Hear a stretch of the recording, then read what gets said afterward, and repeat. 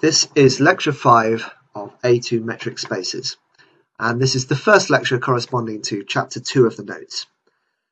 In this lecture, we're going to look at the notions of limit and of continuous function on a metric space. We'll start with the notion of limit. So you'll be familiar from prelims with the notion of what it means for a sequence of real numbers to have a limit. And the definition in an arbitrary metric space is essentially exactly the same. So suppose you have a metric space, big X, with a distance function d on it. And suppose I have a sequence xn of elements of that space. Then what does it mean to say that they tend to an element little x in the space big X? So we say that xn tends to x, or equivalently that the limit as n tends to infinity of xn equals x if the following is true. For every epsilon, positive, there is a big N such that if little n is greater than or equal to big N, then the distance from xn to x is less than epsilon. So in other words, if I choose my tolerance epsilon, by going far enough along the sequence, I will always be within a distance epsilon of this limit x. Now a sequence need not have a limit. An example is given here. If I take the sequence that alternates zeros and ones in the real numbers, this doesn't have a limit. And in fact, if you take epsilon equals a half in the definition, you can see that there will not be any x such that from some point onwards, you're within a distance a half of that x. But if the limit does exist, then it's unique. Let's prove that fact. So suppose that xn tends to a and also that xn tends to b, where a is not equal to b. And let's define delta to be the distance between a and b. Now if I take epsilon to be delta over 2 in the definition of limit, what we see is that if n is big enough, then the distance from xn to a is less than delta over 2, and so is the distance from xn to b. And by the triangle inequality, that means that the distance from a to b is less than delta over 2 plus delta over 2, which is of course delta. And so I've shown that delta is less than delta, which is obviously a contradiction. So if the limit exists, then it's unique. Now let's have a look at the notion of continuous function. In prelims, you talked about what it means for a function from R to R to be continuous. And now we're going to look at functions between two different metric spaces, x and y. Now let's be a little bit formal to start with. Let capital X with a distance d sub x and capital Y with a distance d sub y be two metric spaces. And suppose I have a function f from x to y. Then what does it mean for it to be continuous at a point A? Well, what this means is that for any epsilon greater than 0, I can find a delta greater than 0, such that whenever the distance from a to little x in the metric space big X is less than delta, then the distance from f of x to f of a in the metric space y is less than epsilon. So I can make f of x as close as I like to f of a by choosing x sufficiently close to a. And that's the definition of continuity. And let me emphasize that this is exactly the same in the special case when x equals y equals the real line. It's exactly the same notion as the notion of a continuous function from R to R that you saw in prelims. And we say that f is continuous if it's continuous at every point. Now you also saw in prelims the notion of uniform continuity, and we can define this just as well in a metric space setting. And this is the same as continuity, but with the additional feature that the delta can be chosen to depend, to be independent of A. So there's one, for every epsilon, there's a delta that works for all points A all at once. So let's just go over that formally.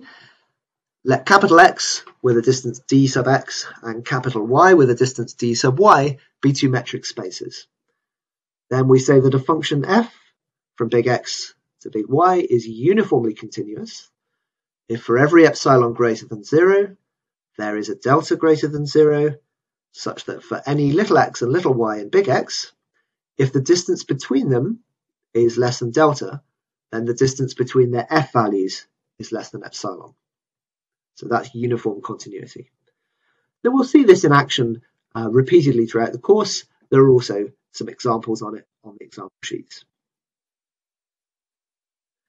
Let's prove a first result about the link between continuity and limits. And this is the fact that a map between two metric spaces is continuous if and only if it preserves limits. So let's take two metric spaces big X and big Y and let F be a map between them. So F maps from X to Y. Let A be a point in big X. Then F is continuous at A if and only if for any sequence xn whose limit is A, the limit of the f of xn's is f of A. So in other words, a function is continuous at a point A if and only if it preserves limits. So if xn tends to A, if f of xn tends to f of A. So let's have a look at the proof. There are two parts to this proof because it's an if and only if statement. So we'll have a look at the only if part first. Suppose f is continuous at A, and then I want to show that f preserves limits. Well, let's begin by writing down what it means for f to be continuous at A. So this, I've just regurgitated the definition here. Given epsilon greater than 0, there is a delta, such that if the distance between x and A is less than delta, then the distance from f of x to f of A is less than epsilon. Now suppose I have a sequence xn such that the limit as n tends to infinity of xn equals A, and what I want to show is that the limit of f of xn is f of A. Let's write down the definition of limit. So there's a big N such that if little n is greater than or equal to big N, then the distance from A to little xn is less than delta.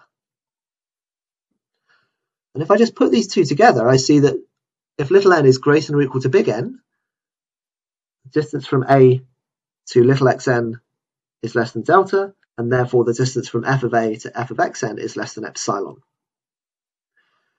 And since epsilon was arbitrary, well, this is just exactly what it means for the limit of f of xn to be f of A. So that proves the only if direction of this lemma. What about the if direction? So suppose f is not continuous at A, then we'll find a sequence such that f doesn't preserve limits of that sequence. So let's write down what it means for f to not be continuous at A. This means that there has to be an epsilon, a positive epsilon, such that no matter which delta I choose, there's a little x at distance at most delta from A, such that the distance between f of x and f of A is greater than or equal to epsilon. So that's what being not continuous at A means. For each natural number n, I can take delta to be 1 over n in this statement. So I can choose, for each n, I can choose an xn whose distance from A is less than 1 over n, but such that the distance between f of xn and f of A is at least epsilon. And then it's clear by looking at this from construction that the limit of the xn's is A, because the distance between xn and A tends to 0, but the limit of the f of xn's is certainly not f of A, because f of xn is always separated from f of A by at least epsilon. And so there's a sequence xn tending to A such that the f of xn's do not tend to f of A. And that completes the proof of the lemma. So the last thing we'll look at in this lecture is how this notion of continuous function looks in the context of normed spaces. So recall that a vector space can be given a norm, and that turns that vector space into a metric space. This is something we discussed in previous lectures. So suppose I have two normed spaces, V and W, and that I've got norms, norm sub V and norm sub W on them. But I'm going to just write those with the same norm symbol from now on, because it'll always be clear whether I'm talking about V or whether I'm talking about W.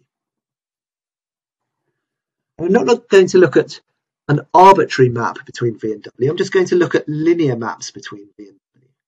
So let F from V to W be a linear map between normed vector spaces. And then the lemma is that f is continuous if and only if the set of norms of f of x, as x ranges over all elements of norm at most 1, is bounded. And just as an aside before I go into the proof, linear maps with this property come up all the time in functional analysis. And because of this lemma, they're always called bounded linear maps. You'll never really hear people talk about continuous linear maps.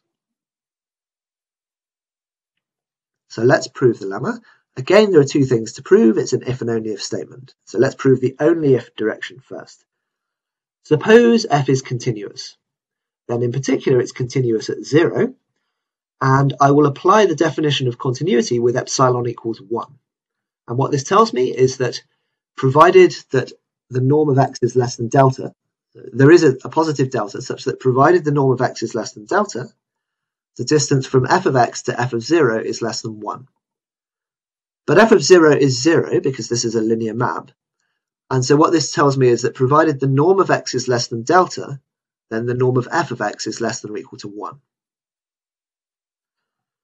Now suppose I have an arbitrary vector v of norm 1. Then I'm going to rescale v so that it has norm less than delta, and so that I can apply the first statement. So to do that, I will multiply v through by delta over 2. And when I do that, I get something of norm delta over 2, which is of course less than delta. And so by the first observation, the norm of f of delta v over 2 is less than or equal to 1.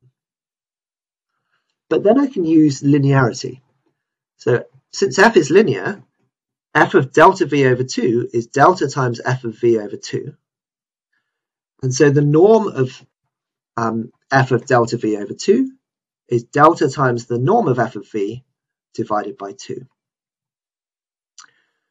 And so since this quantity is less than or equal to 1, it follows that the norm of f of v is less than or equal to 2 over delta. And so I've indeed found a bound for the set of values taken by norm of f of x as norm of x ranges over things less than or equal to 1. So it is indeed a bounded set. What about the if direction? This turns out to be rather easier. So suppose now that I have a linear map between two norm spaces with the property that the set of values taken by the norm of f of v is bounded as v ranges over all vectors of norm less than or equal to 1. So we'll check continuity, and we can find an explicit delta that works for a given epsilon quite easily. So let epsilon be greater than 0, and we'll define delta to be epsilon over m, where m is this quantity just described. So then if the distance between v and w is less than delta, what's the distance between f of v and f of w? Well, by linearity, it's the norm of f of v minus w. And then I can insert a delta and a 1 over delta, again using linearity. So this is delta times the norm of f of v minus w over delta. But v minus w over delta has norm less than 1, and therefore the norm of its f value is less than m. And so this is less than delta times m, which is, by the choice of delta, equal to epsilon. So in fact, this is what's called a Lipschitz map. It's very much a continuous map. It's a map where delta can be chosen to be a linear function of epsilon. It's just a constant multiple of epsilon. And a Lipschitz map is in fact certainly a uniformly continuous function on v. Delta being just a constant multiple of epsilon certainly doesn't depend on which point I'm talking about. It can be chosen uniformly across the whole space. So this is lecture 6 of the A2 metric spaces course.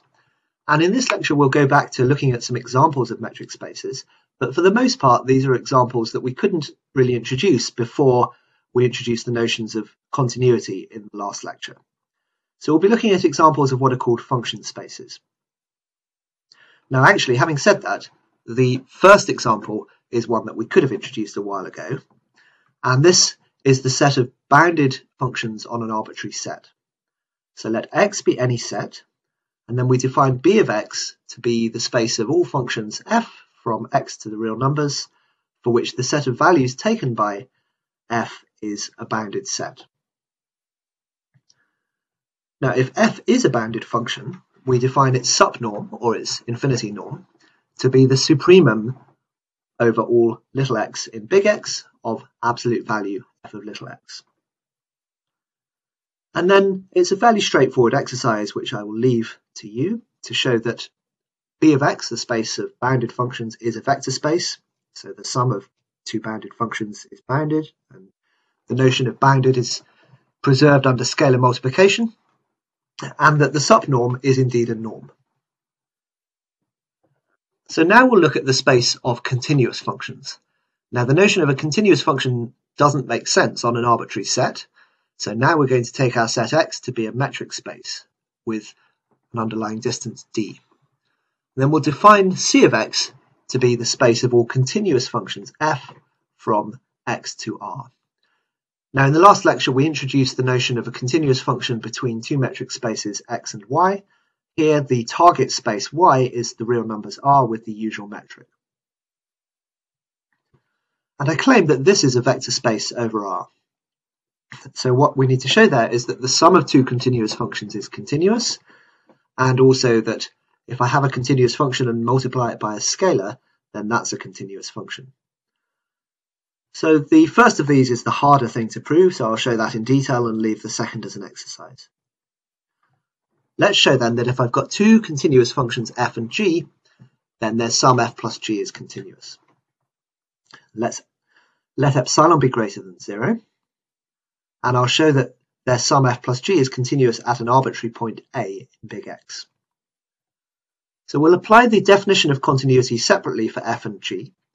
So applying it to f first, we see that there is some delta 1, such that if the distance from x to a is less than delta 1, then the distance between f of x and f of a is less than epsilon over 2.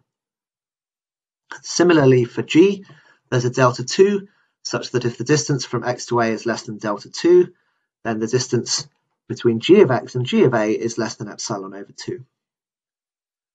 Now take delta to be the smaller of these two quantities, delta 1 and delta 2. And then essentially we're just going to add up these two statements.